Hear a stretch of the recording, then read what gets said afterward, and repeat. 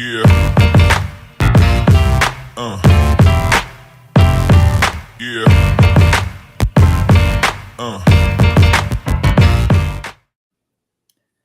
Hello, everyone, and welcome to another episode of Press Coverage on the Going for Two Live Network. I'm Kyle Senra, and my guest this week is Janet Wilson. Both of us, as you could clearly tell for those watching the video, we're both Packers fans. So I had a Vikings fan on recently, so this is a nice change of pace. Janet, welcome. Hi, I'm so flattered that you invited me on the show, and I'm so excited to talk about football and talk about me.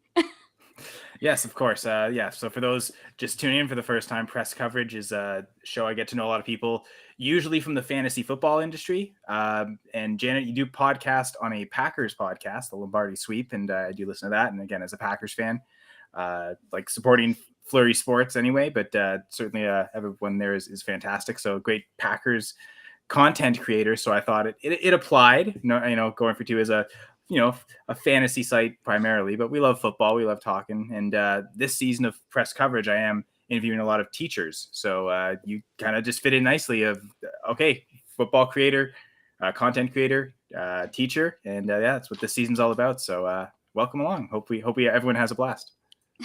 Thank you. Thank you for having me. And yes, I am a teacher in these trying times. Yes, and we'll get into that. And I think part of the show is to garner sympathy, empathy, and just peek behind the curtain a little bit while we are trying to have as much fun as possible. But of course, fans can interact since we are live. So head over to the Going for Two Live YouTube page, Twitch, Facebook. If Jeff Lambert, our founder, who created this great network for us here, he's in the chats joining in on YouTube. So head over to one of those platforms. You can see the videos on Twitter, but if we can't see your Twitter comments, so again, if you do want to interact, we again recommend you head over to the Going for Two Live YouTube page, Twitch page, Facebook page. Of course, you can see your comments through there. And do want to, plug our sponsor real quick, the Underdog. The Underdog website, and Underdog allows you to do a few things. There's betting on certain sports. I know there's big hockey and basketball playoff games on, baseball, of course, and this, CFL's a couple months away, and of course the NFL once that comes. But you can bet on those things, but also, since we love fantasy football so much, best ball drafts on Underdog. And if you haven't signed up for Underdog yet, you can do so using either the promo code GF2 or on your screen the fancy QR code, and either of those give you access to a double deposit match by Underdog. So if you sign up using those promo codes, they will double whatever you're depositing in up to $100. So if you do put in the full 100, they will give you an extra 100. You'll have $200 in your account ready to go. And I guess it's probably too late to gamble on tonight's playoff games that have started, but I think round 2 of the NHL playoff starts tomorrow night. So here we go. Get ready for some more betting fun. And of course, best ball drafts happening all the time. Since we're so obsessed with fantasy football, but of course there's a lot of people who are just obsessed with football, and that's I think where we're going to start. But Janet, the first question for you is, what are your first sports memories? This is a good one. I'm just kidding. So my dad is actually a coach. He's coach of everything. He was actually my coach for a little bit, a soccer coach. So he was just always around, and obviously, like, I started off really young. I saw my parents get engaged right after the Super Bowl. So it's always been embedded in my blood, and I've seen it all my life completely. My dad was completely obsessed, still is obsessed, and it started just kind of created a bond with him.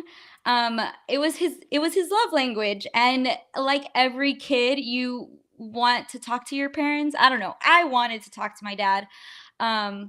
So the way I found it was, if I sat on the couch with him all day on Sunday, he would talk to me. And I know some people think that sounds completely terrible, but as I think a lot of daughters with their fathers, that's how they create a bond. I've noticed that most girls that love football, that's how they created a bond with their dad, and they're very close with their dad. So I would sit on the couch, and whenever I have videos of him, whenever I would ask him a question, straight up pause the game. All right, here we go. This is where they're supposed to be. And he would just like lay out everything for me. And this is the running back, and this is the quarterback. So I just like gradually started learning, and I was the first daughter and the first girl. So he went with it. He ran with it because he knew that I loved it so much. And eventually, it just became more and more part of me. I don't think he was expecting it to become this much of a part of me. And at one point, he pretty much cried about it just because he was Aw. so proud of me. Yeah, he didn't do it in front of me, which if he's watching this, sorry dad, I'm totally like outing you. But he didn't do it in front of me. My sister said that he cried when he saw me on Cheesehead TV when I was talking to AJ Dillon, cuz he didn't think I was going to take off with it the way I did. He thought it was just like, "Oh, she's going to like football, cool." And then I'm over here talking to players on his favorite team that he's a complete diehard on, and he's like, that's my daughter, that's my daughter. So it's just, I really hope that dads, I'm just seeing right now my 10-year-old daughter isn't into football, but her thing is Star Wars. That's cute. I really hope that even though she isn't into football, gradually she does get into it. Just seeing your dad, seeing something that makes your dad really happy, and you being around to see it. Saw my parents, like I said, get engaged right after Super Bowl, and we have like all these happy memories. All of his kids invested in it. All of us. We're all diehard fans. We all got like the silliest Packer memorabilia. So yeah, I think that was like when I don't know first memory, but I know that I just pretty much was born into it. Well, I mean, even that, just the memory of your parents getting engaged, that seems like it's even if it's not the first memory, very emotional memory for everyone, tied to a lot of great things. I'm guessing when you say Super Bowl, is that after the Packers Super Bowl win? Yes, against, I believe it was 1997. Yeah, I think that would have been the 96 season, so probably January 97, February 97. Yeah. Okay. Yeah. Because my brother was born like 9 months later. So yeah. Yeah, so it was around there. I think we all know math, but yes, Yeah. but to all the, I guess, Kobe Bryant made this expression super popular, the girl dads, right? And it seems Yeah. like Jeff's definitely a girl dad. It seems like your dad certainly was, even if, I guess you mentioned you had brothers, so it's not as if he only had daughters, but yeah, sharing that influence and teaching, really, because it sounded like he was teaching you football as well. So was he almost your first teacher? I guess I don't know if you were school age at that point. Yes, he well, both my parents actually. I picked up the family trade here. My parents, both of them were teachers, 30 plus years. So he was teacher slash coach, but I was always the coach's daughter. So that was pretty much an issue. All the guys wanted to be my friend because they knew that my dad was a coach. But that's pretty much it. Pretty much friends. So yeah, he was the football coach as well. He was a basketball coach. He was my soccer coach. And I think that pretty much has driven me throughout my life, because I'm still so much into sports. He pretty much set down the foundation, and now I'm still active. I still play sports. I still do sports. I'm still obsessed with them. And I think because he kind of drilled it in me. He was also a Navy vet, so it was, yeah, I was raised a little bit like a boy. Discipline, super important, I'm sure. Well, teaching and Navy vet, because I know both my parents are teachers, so discipline's a huge part. So yeah, I'm sure that double whammy there. And coach, triple whammy almost. But Yeah. so I guess you almost kind of hinted at it, like seeing your parents as teachers. Is that the first thing that made you want to teach, or was there another moment outside of maybe your parents that gave you that teaching bug that to want to instruct? No. No, that is actually the opposite. I didn't want to teach. I didn't want to. They would always tell me all the time, like, don't teach. It's rough. The pay is not good. They were trying to embed it in my brain, which is kind of funny because my sister and I both ended up teachers. Same here. Both my parents. So like, yeah, you probably shouldn't. And yeah, both her, my sister and I are both teachers. So yeah. Yeah, so we ended up teachers, and they're still trying to convince us to get out of it. They're like, "Come on, there's something else." And my degree is not even in teaching. It's actually like communications and social media, TV, which is probably why I'm here right now. I do have experience, also radio. I did radio. I did news, TV. So that, and my minor is English. So I use my minor in English to pretty much start teaching, and that's why I'm a writing teacher, not a math. But uh I'm actually not, I'm more into like the marketing, social media, all that stuff. So they're kind of pushing me to get out of teaching. Um Although I would say that I am pretty comfortable, unfortunately. For better or worse, right? So I Yeah. guess so even though you had that background and that degree outside of teaching, what got you into the teaching profession in the first place? For my degree, or the degree I had to get, I had to take practicum hours that's why I would do a little bit of radio, a little bit of TV, a little bit of, we did editing and stuff like that. So I had to put in hours, and it just so happened that they were doing a children's play, Coraline. We were doing Coraline at my university, and I love that movie. It's trippy, but I thought this sounds like a lot of fun. So I jumped in, while I was also taking a children's literature course, and my professor for that course um asked me if I would run the entire show, and I said yes. I was like, sure, go ahead. Let's do it. Why not? And I really liked that professor, and he and I were pretty close, and we would hang out and stuff. So he was like, I just feel like you're a good leader, and you would fit very well with the kids. And I was like, all right, let's do it then. So he put me in charge of everything. I was a stage manager. I was in charge of making sure all the kids were off book by a certain time, and the lights and everything. And gradually he just told me, he said, have you ever thought about going into teaching, because the kids seem to listen to you, they don't listen to anybody else. And I was like, no, I don't even want to teach. My parents have told me years that I shouldn't teach, that it doesn't, there's no money in it, that it's exhausting. Like, my parents have talked nothing but negatively about teaching. So I said no. And he said, well, if you decide you want to go into teaching, I think that would be really good for you. So after I graduated from college, I graduated from a very small town, and I lived in a very small town before I moved to San Antonio. And there was nothing but teaching. There's nothing over there in marketing, social media, nothing like that I think that I could run with. It's not like here in San Antonio where we've got like the Spurs, like where I'm like, okay, cool, this is something I really think I could do.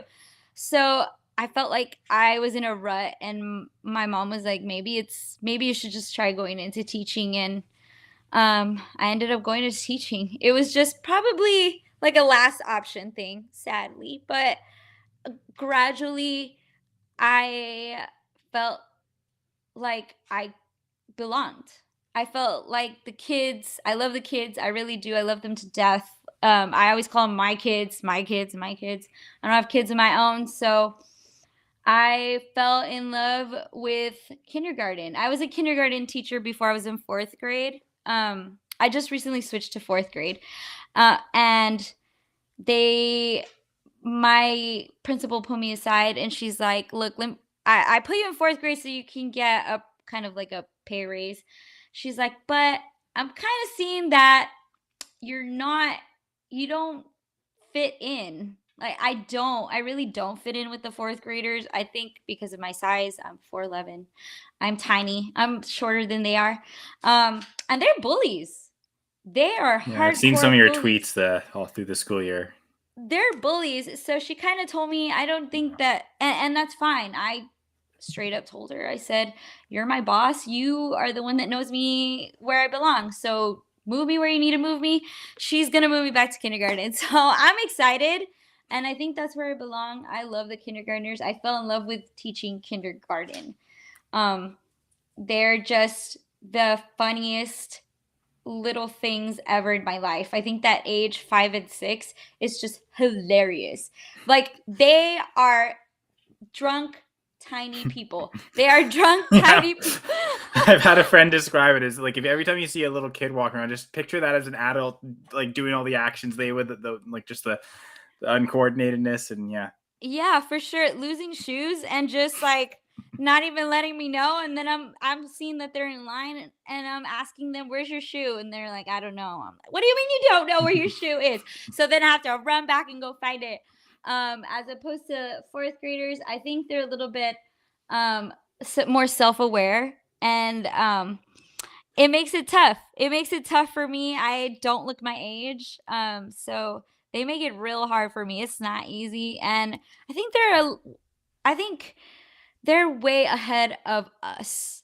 Way ahead of Yeah, us. no, yeah, kids are not certainly unintelligent. I think that's maybe something even as teachers and parents in general, we kind of tend to maybe underestimate children's intelligence. But yeah, for sure, I agree. Especially with I think it has a lot to do with the TikToks and the YouTube because we didn't have that stuff around. We lived in our little bubble in our little space and we were very sheltered. So we didn't call each other racial slurs and now it's come to the point where they've got, access to the world. And so those fourth graders, they've really tested me. Well, you're giving that test, they're testing you, of course. But For sure. I mean, that is an interesting kind of way to get into the teaching profession, right? Starting as the accidental stage manager and going from trying to get kids off book to trying to get kids to read books, right? Mhm. That's an interesting transition in itself. And it's different too because as like being a stage manager in a theater, those kids want to be there. They ask their parents if they can act or be on a show, and it was enjoyable. And here you're sitting them in front of this, testing stuff, and they're like, "Why do I have to do this? This is boring. I hate it here." So it's completely different. Definitely 180, not what I started off with. But I think kindergarten, I think I'm a 5-year-old trapped in a 30-year-old body. So I really am. So I believe that going back to kindergarten is going to be where I belong. That's where I Relate to belong. them more. I really do. Oh. They're like, when do you have a conversation with an adult that asks you what your favorite dinosaur is? I want people to ask me what my favorite dinosaur is when I'm just like at the bars drinking. Like, "Hey, what's your favorite dinosaur?" I'll be like, "A velociraptor." Yeah, woo. So when I go to work and I'm a kindergarten teacher, they ask me what my favorite dinosaur is all the time or what my favorite color is. And, I like to talk about myself. So, of course, I'm going to thrive there. They see me as their hero. I guess I should ask questions about yourself then. Is that the hint I'm getting? Yeah. Well, I mean, what is your favorite color? Is it green or gold? It's actually green. It's actually green. I was hoping to be one of the two. I guessed. Yeah, no, it is green. What's No. your favorite color? See, I like a lot of different sports teams, so I'm not just a Packers fan. I think it's probably red, but some days it's blue, some days it's purple, some days it's green. So it's probably any of those four colors because I think life would be boring if I only saw one of those four. If I can at least see all four of those colors at the same time. So yeah. I like that answer. Yeah. Life would be boring. Because I have gone through different stages of my life where no, green's my favorite color. No, it's definitely purple. Oh, now it's red, and I can tie it to like specific things like the green. Obviously, the Packers. I'm a big Detroit Red Wings fan, so like love that logo and yeah, I love the color red. I remember watching Digimon, and Izzy was my favorite character, and his crest color was purple. So then I had a phase where, oh yeah, it's purple, my favorite color now. So that will actually change. I need to do analytics and numbers on colors more, and maybe I'll get a better answer. Because with football players and like rankings, I can rank that pretty easily. But yeah, ask me my favorite color, and it took me 5 minutes to answer it. No, mine is definitely green. My entire apartment is just slathered in green and Green Bay things all over the wall, to the point where a maintenance guy came in to fix something, and he's like, "Wow, it's so cool that you let your boyfriend decorate the place." And I was like, "This is all my stuff. This is all mine. Oh no." So Which now that's even probably cooler, to be honest. now he and I are tight though, because he's a huge Eagles fan and we hate the Cowboys. So woo! Which I guess in Dallas it's going to be one or the other, right? It's either to love it, the Cowboys, or I guess that's probably all of America. It seems like it. No, we completely hate them. They hate us too though. I've got obviously my vehicle as well. It's like got decals all over it. They've ripped them off at the games or just parked in the parking lot. It's ridiculous. I have backup decals in my drawers because I will get outside and they're gone. And I know it's them. I know it's them. It's not anyone else. They're the only fans that I would assume that would take them off. But also they did it at the game, and they also threw a milkshake on my car. So a McDonald's milkshake too. So yeah, no, we hate them together. So he and I are tight. I think they're mad at all the Packers beating the Cowboys in the playoffs recently. Yeah, and we get them out too. Every time they don't make it past the first round because of us. I guess this year was the 49ers, which are common foe there. We'll not go into those details. But since you love sports so much, have you ever used sports or your love for the Packers as part of a lesson plan? So I bring up Vince Lombardi all the time, his quotes. I'm ridiculous with his quotes, telling the kids all the time, and I'm like, what did I say? If you are on time, you're late, but if you're early, you're on time. I'm like always telling them like silly things, and I'm like, what the hell is going on out there? But so I'm always telling them random things, and they're like, what? I'm like, who said that? They're like, I don't know. I'm like, Vince Lombardi. Duh, learn your football. Like, I'm so mean to them, and like especially the kids that are Cowboy fans. I'm like, well, do you remember, the Ice Bowl? I'm like, yeah, we beat you guys. Like, I'm just like throwing history out the window. They have no idea what's going on. They're like 10 years old. But when I was a kindergarten teacher, I played this game with these kids called Trashketball. And it's basically they would write down their answers on their paper and with their name, and they would, try to make it into the trash. And I would go and get the papers. It was just something to get them like up and moving. So they would write their name, the answer on the paper, throw it in the trash. I would go get it and read out, okay, blah, blah, blah, answered this. They got it right. Woo! So whenever the kids would go up to shoot, I would say offense. And so everyone would get quiet.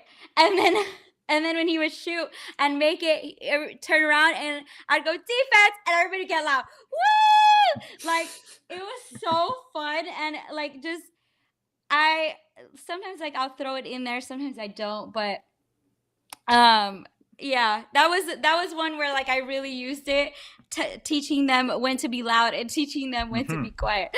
Teaching them proper football etiquette. Yeah. But that's actually a great idea, the idea of the Trashketball, right? Because sometimes to get kids to participate, especially in front of others, they're nervous, they don't want to share the answers.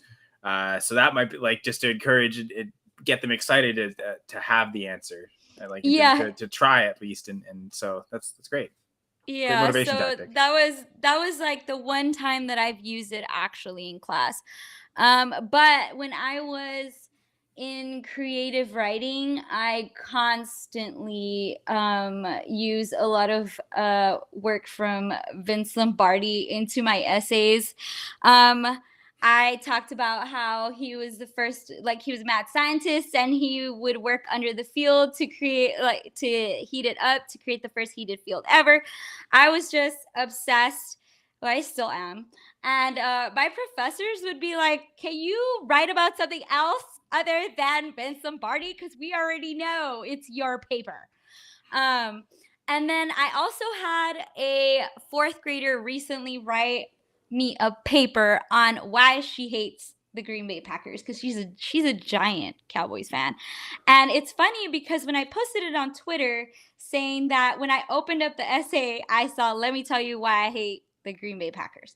Everybody thought it was a boy. It was not a boy. It was a girl. Her and I are like this all the time.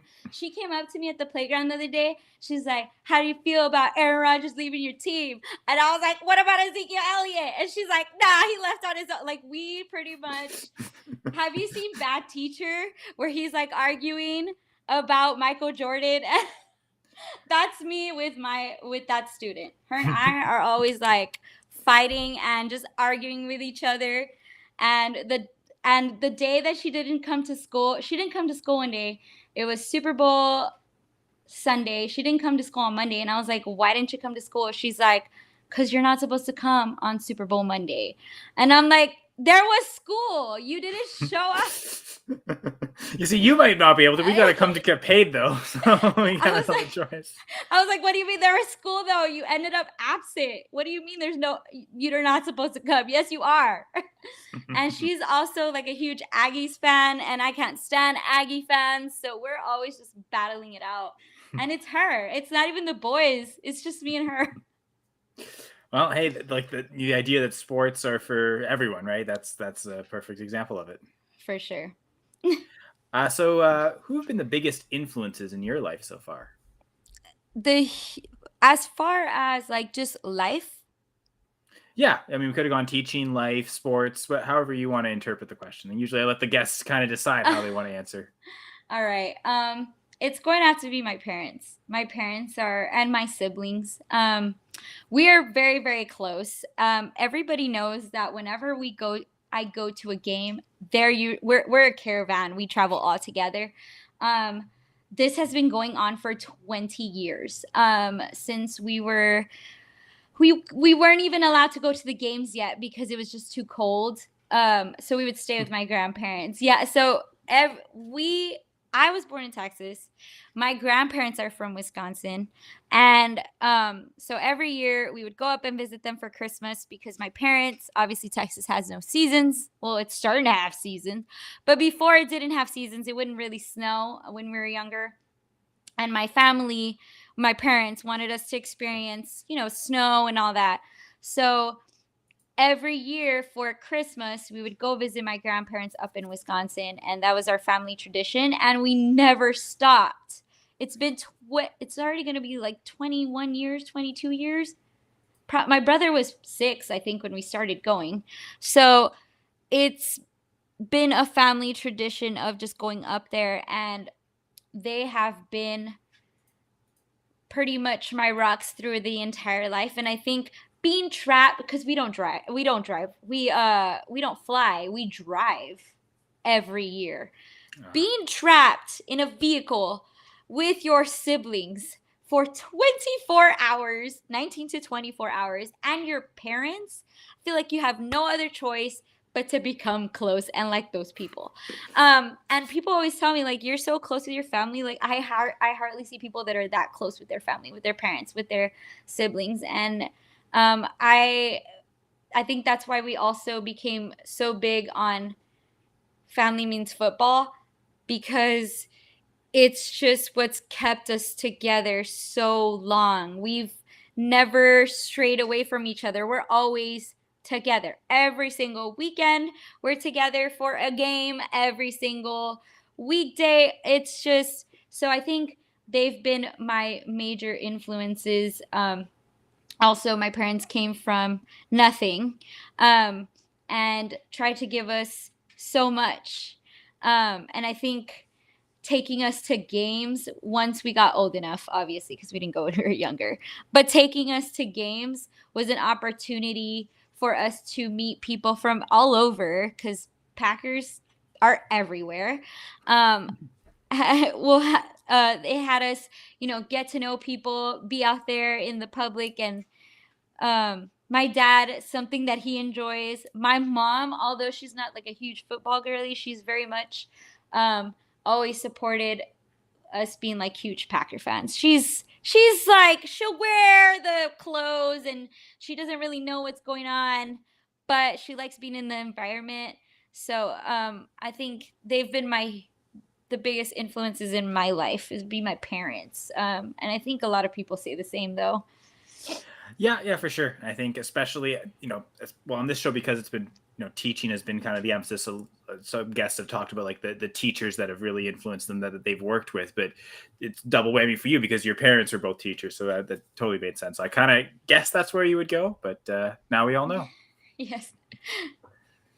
So that next question is, what are your favorite hobbies? And obviously a big part of your lifestyle is sports related. So is there anything outside of sports that you like? Or is there just no time for that at all because sports are so huge? So I just can't really stop moving. My Saturdays consist of pretty much going to the gym in the morning. Then I pick a sport. So I either go hiking. I've also ran half marathons. I've done like trail running where I ran 17 miles in the blazing heat. I thought I was going to die. I also like rollerblading and skateboarding, and I pretty much tell myself pick a sport, and then eventually after I pick a sport, I like to take Pumba somewhere, my dog. I like to take him somewhere, whether it be like the dog park or we just go to the park. I've recently taught him to pull me on my skateboard, although we're still working on it because he'll randomly run in front and I almost fall. But I'm also very much an extreme sport girl. Whenever I travel, I love traveling as well. Whenever I travel, I try to look for possibly the most dangerous thing I could find around me. And my mom completely hates it. So I've been skydiving, I've been snowboarding, surfing, I've been bungee jumping, which was hilarious. She did not even want to look. She's like, I'm just gonna go over here and look at the trees. And so I've been swimming with sharks. So I pretty much I pick anything that's extreme around me. I don't really have any fears. As far as when it comes to height or any of that stuff, I'll do it. So my hobbies are pretty much traveling, finding something crazy to do.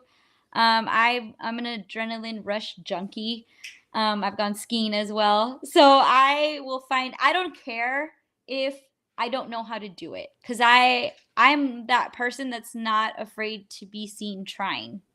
I think it's hilarious. I have eaten so much snow when I go snowboarding. And so I went snowboarding before I started learning skateboarding. So they told me that now I know how to skateboard, it might be a little bit better when I go snowboarding. But usually I do that in Wisconsin. And yeah, I guess snowboarding in Texas would be difficult. Yeah, that would be kind of hard considering it's 95 degrees. And then also when I went bungee jumping, the first jump was terrible. I just kind of like let myself fall. They told me it was the worst. First, they told me face forward. And I was like, hold on. In the picture, they're jumping back. They're like, yeah, that's the second jump. I was like, okay, cool. So I said, okay, fine, whatever. Let's do it. Well, my legs completely went numb on that first jump that I just kind of threw myself and ended up bruising all my arm and all my legs. And then, so the second jump, which they told me you don't have to, because they kind of saw that I was like, well, I wasn't as scared as the guy next to me. But the guy next to me was a bull rider, so it made no sense. I'm like, sir, you do this as a living. You gamble with death constantly. Why are you afraid of this? But I guess it's funny, different environment, right? Like he's probably used to like being like 10 feet off the ground max, so like when people jumping high, right? Like not used to being that far up, so it's probably just like probably doesn't relate. Like we see it as they're both dangerous, but in his mind, one of them I've trained at for years, and like while it's dangerous, I know the dangers. I know like what's the worst is this is new experiences. Like I'd be pretty afraid to bungee jump, and I haven't gone bull riding, so. Yeah, so they told me they're like, we saw that your first jump was kind of whack. Are you sure? Like you can opt out now, or you could jump for the second time and get a free shirt. And I was like, I want a free shirt. Hey, better than nothing. And I said, show me the shirt. And the Is shirt it at least green? If it's green, I'll do it. No, it's white, but it looks cool because it says Danger Sports Club member, and it has like somebody jumping off a bridge, and I'm like, that shirt is cool as hell though. I want that shirt. So, and they said, and the second jump you get to jump backwards, and I was like, that's gonna be so much better because I would rather jump into the unknown than see what's down at the bottom. So when that one I rocked though, that one I ended up posting on like TikTok and whatever. So that one I just Freebird. I just threw myself back.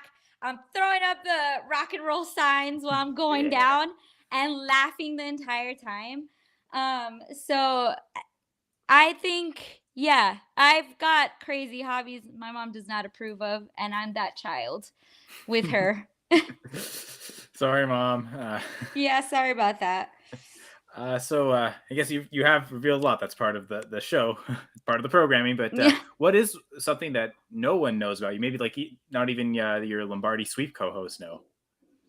I don't know if anyone's watching, but I guess they're out to know. But yeah, I pride myself in being very vulnerable and very open with everybody around me. I always say, first, if you're going to hear something, whether it be bad or good, it's going to be from my own mouth. And also, I always say, shut up, because this is probably like the best part of your day. Like you're going to hear something crazy come out of my mouth about my life.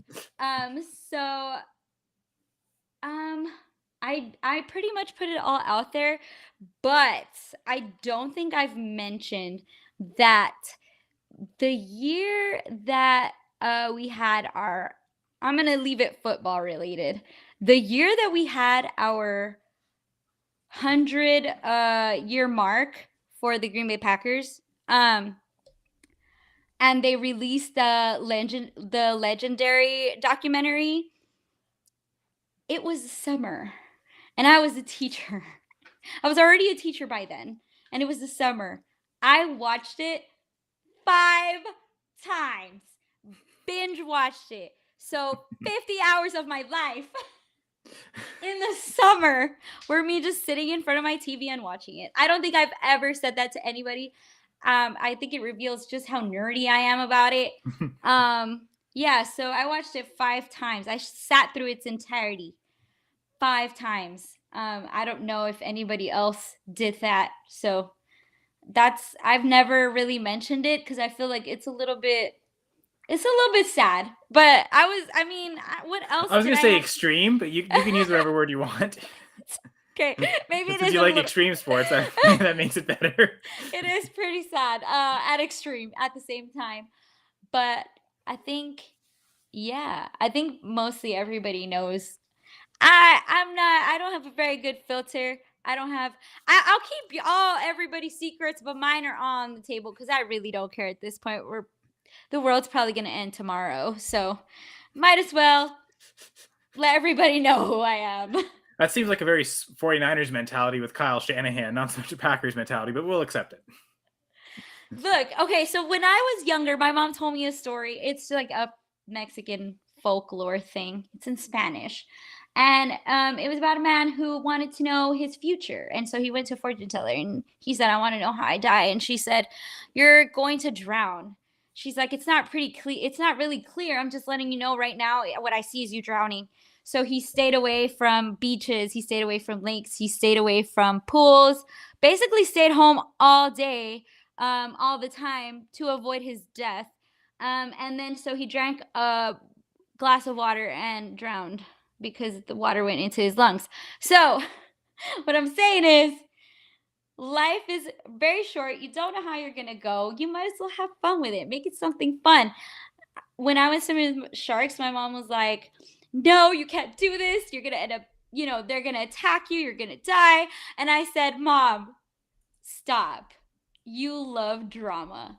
You know this would be the funnest story you would tell your friends. She was in Hawaii.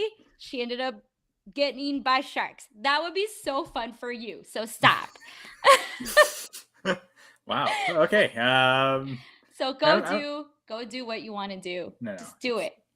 Yeah, it's a great lesson, and I'm a little afraid to drink water, but yeah. Now I'm afraid to drink water. No. It's well, it's funny. So you mentioned it's a Mexican story, and it is. I did strategically plan this, by the way, that it is Cinco de Mayo later this week. So it was kind of, I'll bring Janet. May 1st episode. I'll bring Janet on for that week. So I know. I love it. I feel like I progressively get more Mexican whenever we approach any of our holidays. Independence Day on September 15th, Dia de los Muertos, Cinco de Mayo. I get worse and worse. Like, I don't know. It's funny. And then we get out of it, and then I go back to being just I'm stuck between being Texas and I'm stuck between being Wisconsin, because I was basically raised in both. Sometimes I say y'all, sometimes I say, oh, I'm like, I can't. I don't know who I am. I have no self. Ope, y'all. I'm like, y'all. Yeah, basically. You're Janet, and I guess we're finding out about Janet, so appreciate the transparency, of course. And correct me if I'm wrong, but you have, I know, again, most of the people I bring on are fantasy football content creators, but even though you mostly just talk Packers, you have played fantasy football before, right? You're gonna hate me. No, I haven't. I haven't. Okay. You're like, let's get her off the show at this moment. Let's just cut her off. No, I haven't. And actually, I feel like I'm so stuck with how crazy my life is. I don't realize how crazy my life is until my friends tell me. They're like, yeah, it's fine. You didn't text me back for 3 days. I know that you're in your own world. And so whenever obviously football season comes around, it's the beginning of school. And I'm also doing all these other crazy things, trying to schedule Packer games with my family, trying to teach and everything. They basically expect the world of us when it comes to teaching. I think I was talking to you about it earlier, where they've had Texas pass that bill, and now we have to do tutoring starting October. So it's just been so difficult to even keep up with what's going on in the football world, and I try my best. I know Twitter keeps me up to date, and shout out to the boys on Lombardi Sweep. They also keep me up to date with their messages. Like, sometimes I don't reply, but I am reading and trying to keep track of what's going on. But yeah, so I actually don't. People freak out. Well, that's okay, because I actually just thought of a couple questions that I did want to pose. Just talk about it, we talked about how you got into teaching, but now I'm curious how you actually first got with the guys from Flurry Sports and first joined Lombardi Sweep. So what was all that like? Okay. Remember I said I just go for stuff? I don't really care. So it was during the pandemic. It was when I was basically sitting at home watching nothing but ESPN. Because I was still living with my parents, and my dad does not change the channel. From ESPN. We watch sports 24/7, whether it be soccer down to hockey. I follow all the sports because of this man. Just to be able to talk to him. So biggest influence, right? Yeah, for As you sure. mentioned, your parents. Yeah, for sure. So I follow all the sports, and it was just during the pandemic, where I was doing nothing at home. I was, for a minute there, we weren't teaching for a while. And then obviously teaching started up again, but we were at home. So they weren't necessarily requiring the same work ethic from us from home because it was impossible to get, any kind of stuff done other than, yeah, you're going to teach today. That was basically it. So I got bored and I Googled, um, like internships, or not internships, but just like free, like beat writing. And so Zach popped up on the first one. He was the first one to pop up, beat writing. I put beat writing Packers beat writing, and so he popped up, and so I messaged him through Twitter, and I said, I saw that you were looking for a beat writer. Like, I'm actually, my minor is English. I have, experience in communications and media and social media and all that stuff. I wouldn't mind writing for you. And so he said, yeah. He was like, sure. He's like, I'm just going to tell you I'm not going to pay you though. And I said, it's fine. I'm a teacher. I don't get paid doing that either. But I was like, no, I was just like, I'm fine. I'm well off. I live with my parents. It doesn't really matter. So I told him I would do it for him for free. And then once we started going back to school, they started requiring more out of us due to the fact that we were in person now. And I told him, I don't know if I can keep writing for you because I'm swamped with work. And he said, it's all good. I'm going to start a podcast, and I kind of want you on it since you said like you're kind of comfortable being in front of camera and stuff like that. I wouldn't mind you being on it. It's 1 hour every Wednesday night. If you want to be on it, let me know, yes or no. And I said, yes. I said, you know what? Let's go for it. If it's something that I enjoy doing, it takes me away from my teacher mode during the week. They're hilarious. They make So are you. fun. Yeah, they make fun of me all the time. And it's just Your dentist facts and oh yes, my dentist facts. Yeah, for sure. So I love being on the show with them, and it's still hard considering that I still have all these things to do. I have tutoring on Mondays, and on Tuesdays we have meetings, and then tutoring on Wednesdays. It's very hard for me to get on the show, but thankfully Zach has been a saint about it, and he's kind of let me have those days where I have to get work done, and he said, he understands. His sister's a teacher. So, and she's going through a lot of the same things I am. So he's been very, he's given me a lot of grace, and I'm very thankful for that, because I know not a lot of other people would. They would have already kicked me out. They'd be like, this girl is lame. All she does is tell jokes, and she's barely even on.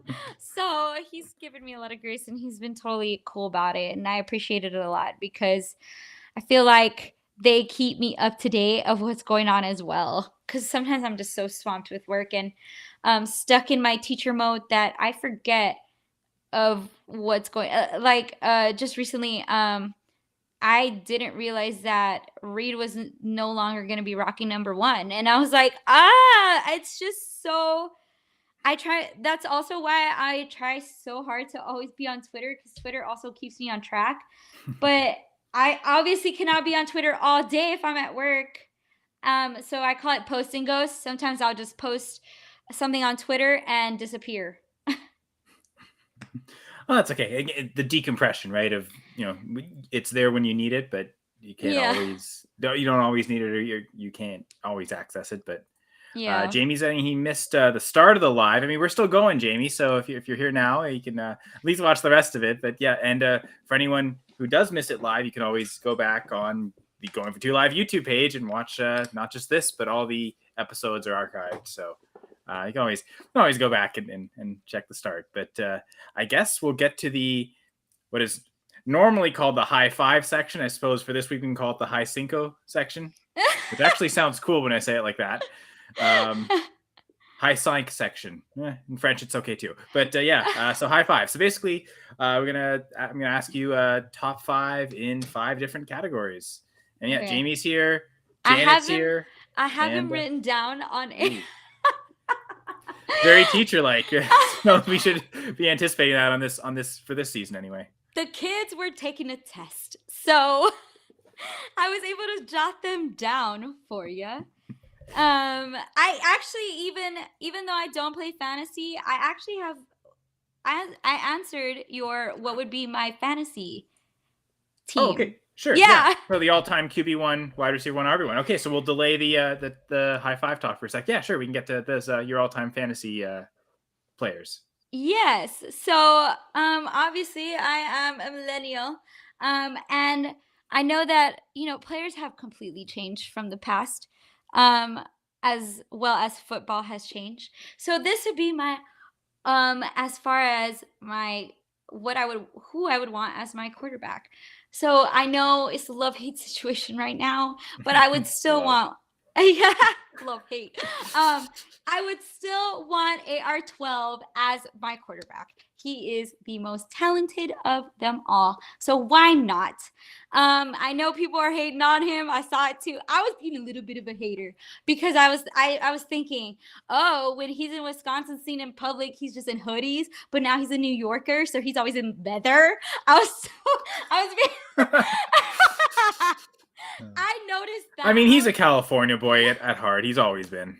I noticed that. I was like, now he's wearing leather out and about because he's in New York. Okay. Before it was all hoodies and, silly caps. Now he's got gel. He's like gelled his hair. The one time you look like Nick Cage from Con Air. Yeah. So, but if AR-12 is not available, I would want Hurts because I think he's like this new age quarterback that is so mobile, and I love his. Wait, can I cuss on here?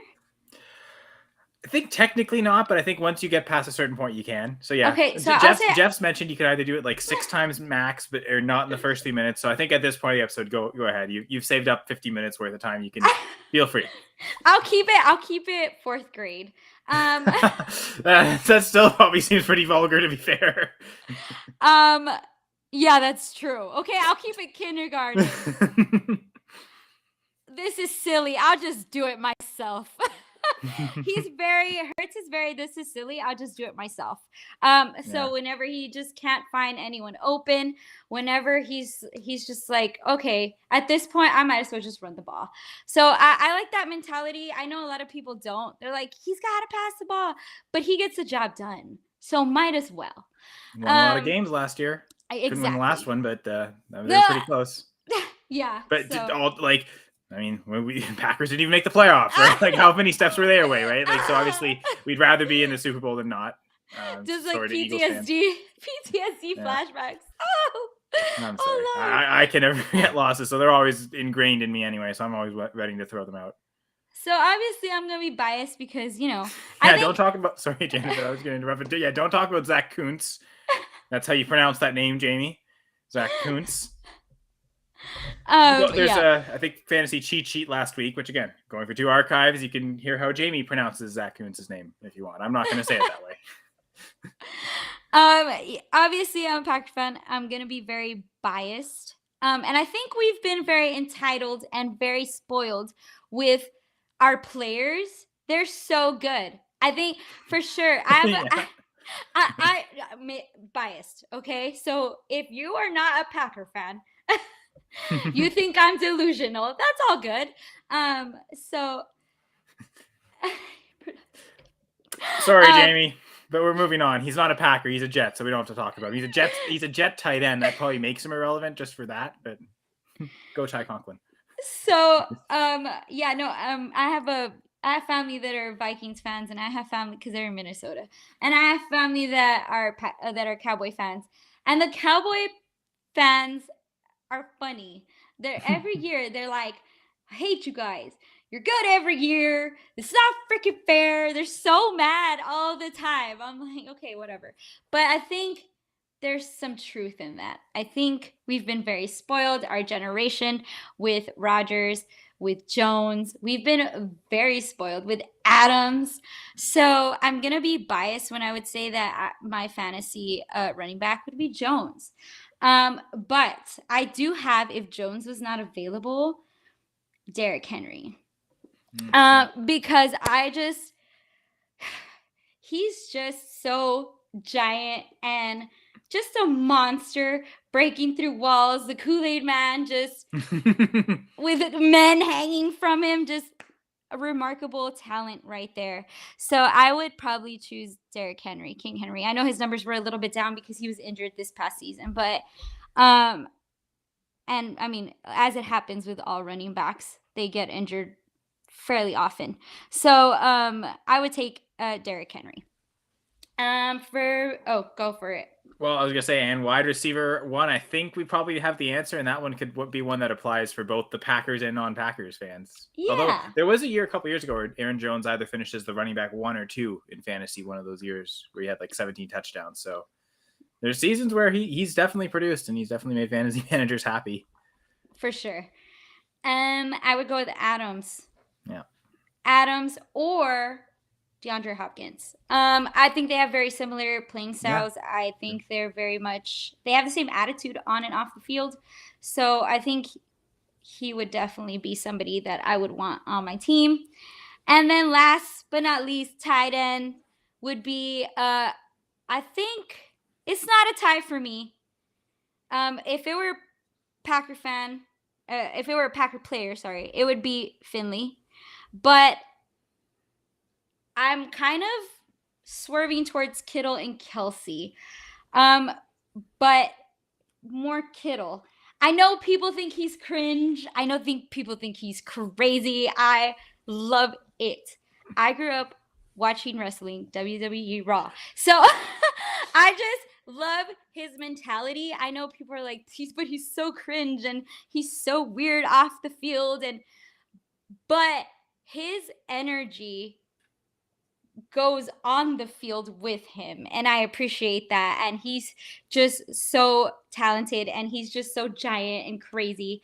And so I would want Kittle on my team. I mean, like my mom says, well, I don't want to cuss again. You and him probably have a similar attitude, the extreme sports attitude, right? Yeah, for sure. But I don't want to cuss again. But my mom always says that person is a B, but she's that B you want on your team. So he's a jerk, but he's the jerk you want on your team because you know he's gonna want to win. That's what I want. So yeah, I would choose Kittle. So crazy Janet's choosing crazy Kittle. Yeah, for sure. That's okay. I mean, I go crazy for Kittle. I think he's my most rostered dynasty tight end right now across my league. So yeah, I'm all in on investing on him for sure. Yeah. But yeah, we'll get to the high cinco section. So we'll start with your top 5, your top cinco favorite artists and bands. Okay. Or slash either or. Yeah, I have both. Oh. Yeah. So working my way up to number 1, it's kind of hard. I listen to everything. I know people say, really, everything? Yes, everything. Down to death metal, down to, anything like that. I'm very much open to listening to everything. So starting at the bottom, we will go Backstreet Boys. Death metal, the same Backstreet Boys. I love it, though. That's 5. 4 is a country band called Turnpike Troubadours. I don't know if y'all know them. They're pretty big. They're big in Texas, like pretty much people bow down to them. So Turnpike Troubadours, if you haven't listened to them, if you like country, if you like red dirt country, Texas country, not hip hop, Morgan Wallen, which to each their own, but that's just not me. I like it as twangy as possible, as pretty much they were drinking all day and they decided to write about it, and everything is like banjos and yeah, so Turnpike Troubadours. We've got Paramore. Nice. Had to do Paramore. Then we've got, I think it would be a tie between Amy Winehouse and The Cure. I am a little bit of an old soul, so Amy Winehouse, I've got a tribute tattoo of her. I just think that she was so underrated, and I find it remarkable that Mac Miller kind of had the same and I love Mac Miller, but had the same situation as far as the way their deaths came to be. But for some reason, she's a little bit more excluded from, I don't know what it is, but for some reason I've noticed her death projects more negatively than his. I don't know why. But Amy Not Winehouse. to just throw that out there, but is that just misogynistic media, right? Like, oh, a female's demise will over dramatize it, whereas a You male's said demise it. will. I was thinking it, but you said it. Well, we're thinking it's probably true, right? But yeah, no, it's true. It's true. I agree. I agree very much. But I think she was a great lyricist, and she was way ahead of her time. You hear her music and you think like, oh, this person wrote it yesterday, this person, and you can hear the pain in her voice. And so I just love her. And then obviously The Cure, because I am an emo child. I am very much an emo kid trapped in this body. I feel like they invented emo music, so yeah, no, for sure they set the ground. I'm very bubbly and all that, but I mean, obviously, I feel like I'm very passionate. A lot of people tell me, "But you seem so happy." Yeah, but I'm very passionate. I feel everything in extremes, just like my life. So I think that The Cure is. I love them. I love them so much, and they're coming to the U.S. this year after being gone for like 7 years. The last time I saw them was, I believe, 2012, 2013 with Depeche Mode.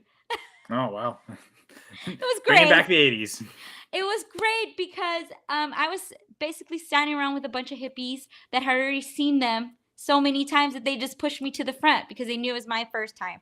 And that's why I say it's good to be transparent in some situations. I said it's my first time seeing them because I was being very passionate at the concert. And I said, oh my gosh, I love them. It's my first time seeing them. And everybody just, get her to the front. She needs to see them. Like, she needs to see Robert Smith. Like, push her to the front. So I ended up front row, center, right at Robert Smith's feet. So there you go. I think it sounds good from anywhere, but yeah, you get the visual for sure. So then we'll go with we'll go from sounds to sights and reading specifically. What are your top 5 favorite books? I don't have. This is gonna be crazy. Well, yeah, I really don't have a top book, and it's not because I don't read. I spent my entire life. I had a similar experience with Jimmy Buffett. I love that. At first, I thought Warren Buffett, the investment guy. Then I realized, oh wait, yeah, the Margaritaville guy. Okay, well, that's nice, Jamie. So thank you for sharing. I love it, though. I love it. So it's not because I don't read. It's because I've read so many books due to the fact that I decided to choose to be English, to be my degree was in English. All I did was read books. I grew up around my parents that were both teachers that forced me to read books constantly. I still do. I am a teacher and it's all I do. I read all day. So it's just all I do. So I haven't found time to sit down and read a good book in a long time. But I will say that when I was in 4th grade, I read all the Harry Potters in one day. So I am very much a reader and a fast one at that. That can count as 5 different books. So True. My parents literally could not get me out of my room when the Harry Potter books came out. I didn't eat all day. I just read, just like my binge watching Packers legendary documentary. So I read all those books in one day. My parents couldn't get me out of my room. I have a lot of serial killer books. I don't know what that says about me. So does my wife. Like, I've read some of her cool. serial killer investigation books. So yeah, that's fine. Because you come into my place and it's like my books lined up. It's like evil killers of 2005, children killers, murders, and I'm like, oh yeah, don't worry about that. Like, I'm not plotting anyone's death here. I just like reading it, and I'm pretty much nerdy all around. Hooray! So same here. As a huge nerd, I approve the message, I suppose. Jamie read the Harry Potter books too. See, I've seen all the movies. I've read most of the books. I don't think I've read all the books, to be honest. So it took me a while to watch the movies. I'm not going to lie. I read the books as soon as they came out. And I'm going to say I didn't watch the Harry Potter movies until the pandemic because I had nothing else to do. So I didn't watch them till then. And I will say, the books are definitely much better, obviously. And I don't want to be that person everybody hates. Oh, the books are much better. You're so cool. The books are so much better to me. And let me tell you why. Because, like I said, I'm a 5-year-old trapped in a 30-year-old body. And I think it allows me to run with my imagination, which I love doing. As you can see, some of my tweets are ridiculous. Like, who is coming up with this? It's me. It's in my head. I like using my imagination.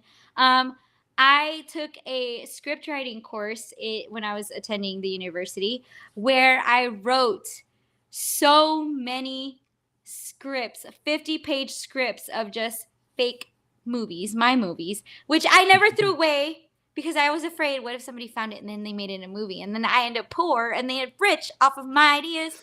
It'd be like what's Big Fat Liar. Great Big Liar, right? Like that was kind of the premise of that movie. Yeah. So I kept them with me, but I did so good on using my imagination, and my professor pulled me aside because some of them were horror movies, and so my professor pulled me aside. He's like, "How do you come up with this? I just don't understand." And I told him, I just love using my imagination. So, like that recent tweet that I thought about, where instead of the wave, just have me go in a complete circle around Lambeau Field and have the Jumbotron track me within like timeouts and stuff. I was like, that would be so funny. Just imagine me like scaling Lambeau Field while everybody's just passing me. And then they'll be like, where's Janet? We're going to look for her. I'm terrible. You see that with flags usually, like people pass the giant flag around. But yeah, it's a new it's like stage diving almost. Yeah. I'm like, just pass Jan around. But yeah, so I love using my imagination. And I think books allow me to do that as opposed to when I watch the movies, I'm kind of given a black and white and this is the way the person looks and this is how they act. And so I think I like the books more in that like perspective of it. I would say I think a lot of reason people will say that conventionally, oh, the books are better than the movie is the books are usually the original medium. Like that's usually how this is how it's meant to be viewed, created. This story is meant to be originally told this, and if it's good enough book or popular enough book, then someone will want to tell it in a different way, but it'll never recapture exactly how that author was attempting to tell the story the first time. Yeah. So yeah, I prefer the books. You can go with my explanation, just say the imagination. Either way, though, like I think that's a lot of people probably think in one of those two ways, or maybe not. Maybe we're both just weird. But do you have a favorite Harry Potter book specifically? And I guess Jamie, if you want to answer that too in the chat, feel free. I'm gonna say I kind of like them all. I'm going to say the first one, though. And I'm going to say why. So I kind of like the first one because it's how he finds out that he's a wizard. We're discovering the wizard world as well as him. Like, yeah, we're discovering it with him. And just while he's already in, he's already in that wizard world. We already know that he's a wizard. But finding out, I think would be so cool. I would be so happy if like somebody just came to my door and said, "Hey, just wanted you to know you're a witch." Cool. Like I don't know. Oh yeah, there's this like crazy murder creature that's trying to kill you, but you'll be fine. You'll be fine because you're a wizard, Harry. So no, I think him discovering himself. I think it's the first one because it's shortest. But seriously, I like her answer better. But no, think about it. You're just and at the time, we are the Harry Potter generation. At the time, we were the same age. I was in 4th grade. I was the same age as Harry Potter was when he found out he's a wizard. And when you're reading it at that age, it is just so amazing to think that it could be possible that it could happen to you because you still believe in that. Well, not the fourth graders of nowadays, but at our fourth grade, we did believe that could still happen. So I think when you're discovering it with him and you're same age as him while it's happening, I think that is really, I think that's magical. All right, so the Philosopher's Stone apparently is the favorite answer. I I played the first video game on a computer with dial-up internet. I love that. the first video game ever. Wow, Jamie, that's quite an accomplishment. No one ever played video games before Jamie. And I'll tell you why. I'll tell you why I love that so much. Because I've got my bag full of like techie stuff, and I've got this bad boy. Game Boy Color. And it still works. And you know what game I have in here? Sabrina Pokemon? the Teenage Witch. Oh. Everyone just usually has Pokemon. That's why it's always the first guess. But yeah, Sabrina the Teenage Witch. Yeah. So I'm all for it. I'm all for playing Harry Potter on your computer with dial-up internet. Oh, the first Harry Potter game. Oh, I understand. Yeah, I thought he meant the first video game ever. Okay. I understand, Jamie. Sorry. See, Janet's better at reading than I am. She read through that to understand the comment. Yeah, no, he talked about the first video game on his computer with dial-up internet was the Harry Potter one. So well, it's funny. I had the why can't I think of the second book / movie's name? The Chamber of Secrets. I had the Chamber of Secrets game for Game Boy Advance. So I like the Chamber of Secrets too because he finds out that he can speak to the snakes. Was it Pothelton? Is that what it's called? So he finds out that he can speak to snakes. How cool would it be if you found out that you could speak to snakes? That's all I want. I would be so stoked. So stoked speaking to snakes. And at the time, I had a pet snake. So as you can see, yes, I am Harry Potter. Or Voldemort, because you like green. So you'd be in Slytherin just because of green, right? I am actually not. I am Gryffindor. The hat told me. Okay. But yeah, I did the hat at Universal Studios. The hat told me that I was Gryffindor. I've been told that I'm also Hufflepuff, but I'm a self-proclaimed Slytherin because I like to play the villain. Okay, so it's funny because I think I've taken the test and end up as Ravenclaw, but there are days where I act more like a Hufflepuff, to be fair. They say Hufflepuffs are basically, they can empathize a lot. They mirror the people that they are around. So snakes are the only animal I'm afraid of to fight. Yeah, because Jamie has no problem. Like if there's a bear there, I'll kick your butt. Yeah, no. That's the Cleveland connoisseur for you, folks. So yeah, I think Hufflepuff, they can empathize a lot. So they mirror the people that are around them. Yeah, apparently you'd rather fight a gorilla than a snake. So that's okay. That makes a lot of sense. Mac's in here as well. Thanks for joining, Mac. Saying he mods Game Boys in his free time, so plays Game Boy games a lot. I love that. I guess on computer. I think that's what that means. Like computer modules that kind of simulate certain styles, like Game Boy style games. I think anyway. Maybe correct me if I'm wrong there, Mac. Maybe I have no idea what I'm talking about. But it's funny because we've just gone through talk about how books over movies. But next question is, what are your top 5 favorite movies? Any Saw movie is my comfort movie. I know that sounds ridiculous. I'm pretty sure my neighbors hate me. They think I'm killing somebody over here on he builds the consoles. Like, oh wow, that's actually pretty sweet, Mac. So you could totally help me out. My Game Boy is scratched up. Look at this. So Mac, if you could find her on Twitter at ojanjan. Yes, please. O has 2 H's, by the way, because I remember trying to type that in and like, why can't I find it? It's like, oh wait, 2 H's. Okay, yeah, 2 H's. Yeah, so Penguin Wars. So you could help me with my screen because it's so sad. Poor guy. So any Saw movie, I'm for all the gore. Comfort movie Saw. Yeah, that makes sense. Yeah, I sometimes just put it on for the noise in the background, which is completely terrible. I think it has a lot to do with also that I'm a fourth grade teacher, well, a kinder teacher too. That screams just comfort me. I thrive in chaos. So Hereditary is one of them too. And I think I don't know if your wife does this because she is so into like murder documentaries and all that stuff, but I think and I also think it's because I was um a theater kid and we worked on Sweeney Todd. We worked on all the blood and gore. And so I know that it's red food coloring or chocolate with red food coloring.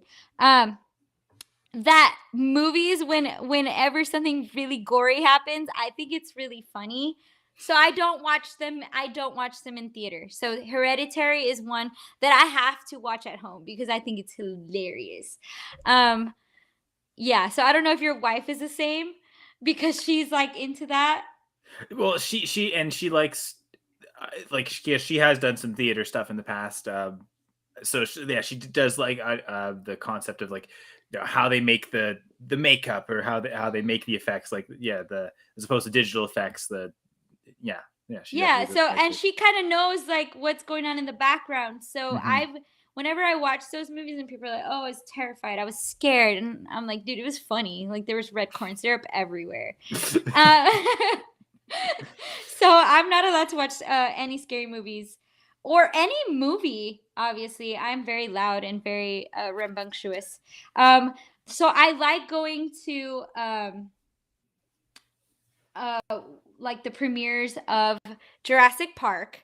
Any Jurassic Park premiere, I am there, and I am in my Jurassic Park shirt like a nerd. So I love Jurassic Park because as soon as like some sort of dinosaur, so I laugh when someone gets their head chopped off. Me too. Yeah, I do. I really do. I was gonna say, that seems like the Cleveland way to do things anyway, right, Jamie? Laugh at misery because that's all there is. Sorry. No, you're good. So whenever I was more apologizing to him, just saying now Cleveland's nothing but misery. Sorry, everyone from Cleveland. I'm sorry for interrupting, though. You can continue. No, you're good. So whenever anybody dies, and I don't know if you've ever been to a premiere of like a Jurassic Park movie or a Star Wars movie, but people get loud and people clap when people die, and I love it. I'm there for it. Whenever I go to Jurassic Park, I remember that that babysitter Jurassic World, where she died that horrible death with all of the like at the very end when like the big old sea monster just like pretty much got her and took her down, and everybody clapped. It was awesome. I was there. Yeah, I kind of remember that. Yeah, everyone was cheering. Like, I do remember that. Died. Yeah. All the pterodactyls just tore her apart and then just threw her in the water, and she got So I was there for it. Any Jurassic Park movie, Tombstone. Obviously I'm in Texas, and other than ESPN, that's pretty much what my dad watched was cowboy movies. So Tombstone was on repeat all the time, always quoted in the house. So I just something to sit and watch with my dad, and ended up becoming him. Tombstone is one of those movies that I love, and any Star Wars movie. I love Star Wars. I'm a Star Wars nerd, and I just recently went to Disneyland where I pretty much got lost. I went with Jamie. Everybody knows Jamie on Twitter. Cheese butt. So I went with Jamie, and she lost me so many times when we were in Star Wars land. She was like, "Where are you?" She would text me like, "Where are you?" And I'd be like, "In the restrooms. It's so cool in here." And then she lost me again. She's like, "Where are you?" I'm like, "I chased some stormtroopers down this little path, and now I don't know where I am. I'm lost." So I was a little kid. I ran around like a crazy person. I was gonna say you're like Obi-Wan in New Hope, but he's running around the Death Star. I guess it's not chasing stormtroopers; he's trying to evade them. But and I'm actually dark side, and people are like, "Well, you know how it ends." I know how it ends every single time. I know the outcome. I am still dark side. I still don't care. Someday we will be on top. I swear. But I love playing villains, so I will be dark side until I die. I mean, Sith their powers through their passion, right? And it sounds like you're Yeah. very passionate, so it makes Yeah. sense that you'd be a Slytherin Sith, right? A Slytherin Sith, And yes. and Jamie is correct. It'll be May the 4th be with you on Thursday, and then Yes, it Revenge of the will. 5th or Cinco de Mayo on Friday. Revenge of the 5th, yeah. Revenge of the 5th is my day. And then I love to make Star Wars edits.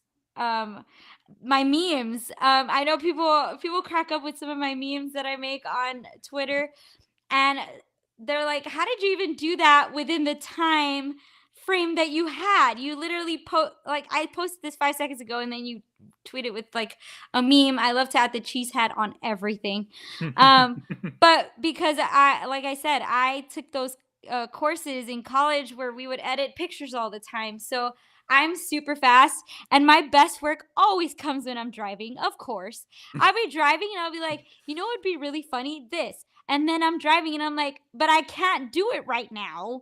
So most of my funniest memes have come forth when I'm driving. It's terrible. Well, I mean, at least you have the discipline to not do it while you're driving, right? Like I brains. try. I have to control myself. Yeah. Well, Jamie's asking what the Twitter handle is, and I guess by bringing up the comments it erases it. But basically, Janet has it here. Oh, Jan, as you can see on the screen. Jan. Yes, that is my handle. That name came from the movie Bring It On, believe it or not. My family, they would in the movie there's a part where he's like making fun of one of the male cheerleaders and he calls him Jan the cheerleading man. And my family would call me Jan the cheerleading man along with my best friend. And then it just stuck to Jan. And so now everybody calls me Jan, which is totally fine. I know people have chased me. I mean, I love talking about myself, but I hate sounding so cocky, but people have chased me down at Lambeau by Jan, and it is like the funniest thing. They're like, Jan, and it's just, I was like, hi, I don't know who you are, and I'm so sorry. But then I'll meet up with, I love meeting up with people, and I'm like, I have to follow you back. We have to take a picture. Let's do this. I just love making friends with everybody there at Lambeau. It's always a vibe, and anybody, I don't care. I'm like, I've had people come up to me, in the middle of the stands, like, hey, I know you from somewhere. I'm like, Twitter. They're like, yeah, I know you from Twitter. Or they'll be like, I know you came in your Bronco because you like to post everything. I'm like, yeah, I drove all the way over here. We talk about gas mileage on the Bronco. It's just, I don't mind talking to people about my personal life. I think it creates, yeah, he got me. All right. Well, yeah, that's what we're here. Connect with the community. That's the whole point of this show. I guess if some food for thought, what are your top 5 favorite game day foods? Barbecue, pizza, burgers, brats, any kind of like, I call it the Chattahoochee boards. The charcuterie boards. Okay. I'm in Texas. I call it the Chattahoochee boards. The charcuterie boards. I know Wisconsin basically came up with charcuterie boards. It's just a fancy schmancy name, but ever since I could remember when I was little, my grandma always had a plate of just cheese sitting on the counter, and we would just munch on cheese all day long. And it's just, Wisconsin is the OG of charcuterie boards. Charcuterie boards is just a fancy name for that Wisconsin tradition. And still to this day, my grandma knows we're coming and she puts out a plate of cheese just on the table, and it's just colorful cheeses all through and through. And so any kind of cheese, I'm down. I was trying to think of a cheesy joke, but I didn't have anything. So I just said that. I can't come up with it. But yes, we'll get to the final 5. So your top 5 favorite Packers players all time. Jordy Nelson is my number 1. I know people are like, really? Yes, he is my number 1. I always take in the attitude and the lifestyle that these Packer players. I'm obsessed. I always say the Packers are like to put it in retrospect, some women follow Kardashians. I follow the Packer players. I follow their wives. I follow their families. I'm all for it. So Keeping up with the pack. Keeping up with the pack for sure. So everything that Jordy Nelson embodied, even though he was, Kentucky boy. Was it? Yeah, it was him, Kentucky boy. So everything that he embodied was very much Green Bay. And I know there's other players that are very humble. Aaron Jones is a very humble guy. Cobb is a very humble guy too. He's also one of my favorites. Crosby, such a humble guy. But Jordy, he literally on a tractor, sitting on a tractor after he retired. He's sitting on a tractor on some cornfield somewhere. And that is so Wisconsin. He'll always be a Packer forever. Yeah. He'll be a Packer forever. So humble, so chill. And I will forever be depressed because he was at the Cowboy game when I was there and was walking in the crowd and no one recognized him except one Packer fan. And so he sees me at the Cowboy game and he's like, hey Janet, guess who was here? And I was like, who? And I'm like, who? And he's like, he turns his phone and it's Jordy Nelson. And Jordy Nelson had been there like 5 minutes before me. He said, yeah, he was just walking in the crowd and nobody said hi to him, just me. And I'm like, shut up. And I started crying. I'm so passionate. Started crying. I was like my all-time favorite Packer. And I didn't even get to meet him. And because my Uber didn't know where to drop me off, my Uber circled around AT&T Center twice, trying to find where to drop me off. And I was so flustered. I was like, just drop me off here. I see people. Drop me off here. And he was like, are you sure? And honestly, he was just trying to take my money. And he was like, no. Are you sure we can get you closer? And I was like, I really don't care. Just drop me off. I will walk. I love danger. I mean, if it is dangerous, it's Jan. But I was like, just drop me off. But there were so many fans walking in one direction. So I was like, if I just jump in the crowd, kind of like, surfs up or whatever, just like jump in the crowd and just follow everybody, I'll be fine. And he was like, no, I can drop you off closer. I know this place. And he just kept circling around. And I was like, you know what? I'm done with you. Drop me off here. So he dropped me off. And so then we circle around. I get through the gate. And that's as soon as, that guy saw me. And he was like, hey, I know you, Twitter, whatever. And then he's like talking to me. He's like, hey, look, look at who I saw. I saw Jordy. And I was like, what in the world? And I started crying. It was so bad. It was so bad. So you could say it was uber disappointing. It was uber disappointing. And still to this day, I hate that Uber guy. Whoever he is. He's if I had a hit list, he would be number one. So just people chiming in on their favorite Packers players. Jamie said Ahmad Green, who I believe is the Packers all-time leading rusher. Okay. Yeah. And then Antonio Freeman as well. KGB. Do I feel awful for not knowing who KGB is? Well, if you don't know, I'm pretty much. We'll go with Antonio Freeman. Great receiver. He's got that amazing catch in overtime against the Vikings. There you go. And also a bunch of other catches too. I feel like I was very young, and while a lot of the older players, my dad obviously watched them, and I sat around and watched them with him. I'm very much into the players that I grew up watching. So I've got Jordy, Jones, Crosby, Cobb, and obviously Rodgers. I did have Adams in there as well, but you only gave me 5, so I. High synco, right? Going high. Yeah. That's the only rule.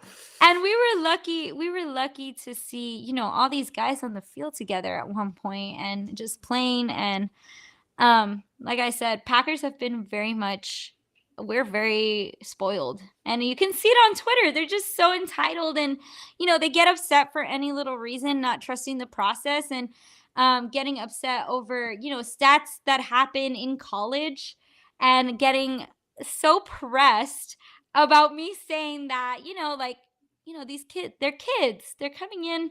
Do you remember going to college? Like, we drank all the time, and oh yeah, but he's a football player, and you think he's not going to be at parties, and you think he's not going to eat Pop Tarts, and you think he's not going to eat Hot Pockets, and just like, you're 21, 20, you think you're invincible. Like, these guys are coming in, and they're finally getting serious about, while they were serious about it before, now it's your career, now it's your lifetime, goal has been accomplished.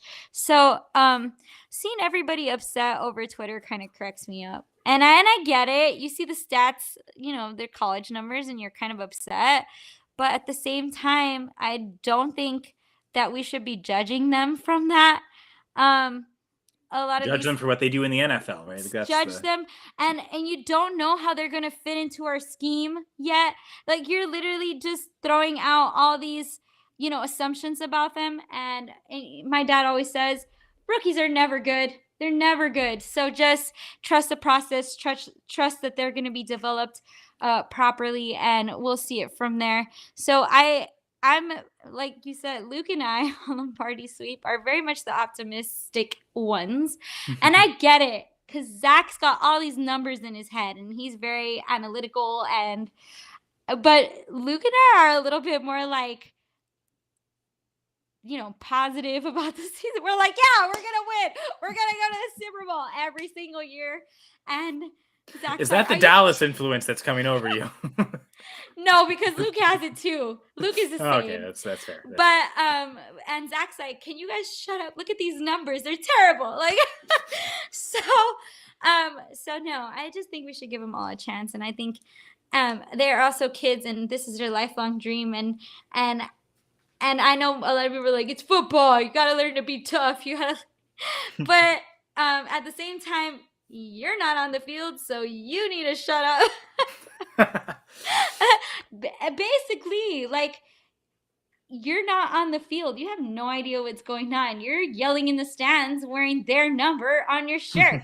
So tough talk from up in the stands, or tough typing from the computer, but they're not going to hear you. They don't hear you. So just give these guys a chance, I think. And I think I'm very excited for the season coming up. I'm so excited. And I think the past drafts have been a little rough and bumpy, although we have gotten a few good players. But I think being optimistic is better than being pessimistic about the season. I don't want to go into the season mad. Why do you want to go into the season mad? It makes no sense. If the season's bad, you'll be mad during the season. So why extend the misery, right? Like, yeah. Right. It's a roller coaster. We're happy. Woo! Yeah, we start. Let us be up here for a little bit with that adrenaline rush, meeting our friends. And I saw this post the other day that said, "You've been through this before. You can do it again." And that's like me with the Packers every year. They let me down. It's cool. Let's do it again. Woohoo! Because I'm a ride or die. Yeah, hop on the ride, I was going to say, yeah. And of course, the Going for Two live ride, we'll say, is riding every night. I know tomorrow night, Speak On It will be live. Of course, Jeff Lambert and Ryan Surfoss co-host the Armchair Fantasy Show every Wednesday night. Dynasty Gambit this Thursday, is Dynasty Saturday Night 5 on, obviously, Saturday night. So jam-packed week here on the Going for Two live network. Once again, I guess I'll shout out the sponsor real quick. Underdog Fantasy. Use the promo code GF2 or scan the QR code, and you will get a double deposit match when you join Underdog, up to $100. So, yeah, you either use the promo code GF2 or scan the QR code. And yeah, just keep staying along on, subscribe if you're not yet to the Going for Two Live network, and that way you can get live notifications for all these great shows that I mentioned. Yeah, Jamie just wants to mention he's going to hop off doing a mock draft. Yeah, we're basically done anyway, Jamie, so your timing almost works perfectly. But yeah, apparently you're awesome, Jan. And I wholeheartedly agree. Thank you so much for having me on and hearing me ramble about myself. Well, it was great. I think you seem to enjoy it. I enjoyed it. I think the listeners, viewers enjoyed it. So everyone had a great time tonight. I think it was awesome. And of course, you can follow Jamie. I almost said Jamie. You can follow Janet. We were talking about Jamie earlier. But yeah, you can follow Janet on Twitter at @OJanJan. That's 2 H's in O. Again, when I was trying to find it earlier, like, why can't I find it? I'm pretty sure it's O Jan, and then 2 H's. 2 H's and 1 N. Well, I guess not when it's Jan. Jan. OHHJANJAN. And anyway, I'm at Sandra Says, and I guess press coverage will be back in a couple weeks. Actually, not entirely sure who my guest will be on the 15th yet, but stay updated for that. Of course, it's press coverage every 2 weeks. So next Monday, Gladys and Jay will be back for the 2-point conversion. Thank you, Janet. This was awesome. I loved it. Go Pack, go. Yeah, love hearing that. Usually that's a DFS Friday thing with Tim Strobel, who always mentions it. But yeah, we'll say it again here, loud and proud, go as Pack, you can see on screen. All right. Anyway, thank you all for everyone in the chat. Jamie, Mac, Jeff stopped in for a little bit too. Of course, I guess Janet, but everyone who's interacted with us, watch us. Appreciate it all very much. And this was another episode of Press Coverage. Bye for now. Bye.